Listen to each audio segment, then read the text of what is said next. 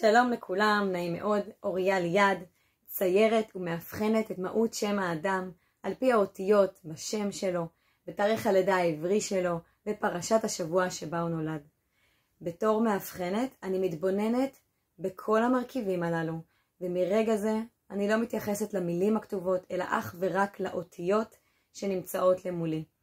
בעזרת תקשור אני מתבוננת ואני ממש מרכיבה מילים ומשפטים חדשים שבהם אני מגלה מי האדם שנמצא מולי, מה העוצמות שלו כאן בעולם הזה, מה הוא מביא לידי ביטוי, מה הוא צריך להביא לידי ביטוי, מה הניסיונות שלו בשלב הזה בחיים שלו או בשלב כלשהו בחייו, ואיך הוא יכול בעזרת האיכויות האישיות שלו שהוא קיבל מבורא עולם ביום שהוא נולד, איך הוא יכול להתמודד עם הניסיונות שהוא חווה.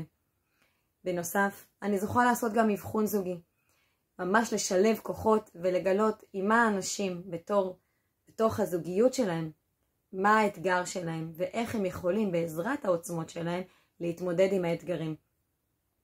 יחד עם האבחון, בתור ציירת, אני נותנת האפשרות להזמין ציור מתוקשר, ציור שאותו אני מקבלת ממש מהמדריכים האישיים שלי, במדריך האישי של האדם שאותו אני מאבחנת, ומהם אני מקבלת מסר מדויק לאותו אדם, מה שהוא אמור לקבל, לשים לב, ללמוד אולי להמשך, או באמת ציור מתוקשר לאבחון עצמו, שברגע שהאדם מתבונן בציור, הוא מגלה וזוכר את העוצמות שלו, את האיכויות שלו, ואת הצדדים המאוד חיוביים ומאירים שלו כאן בעולם הזה. כמובן, אפשר במקום זה להזמין ציור פורטרט.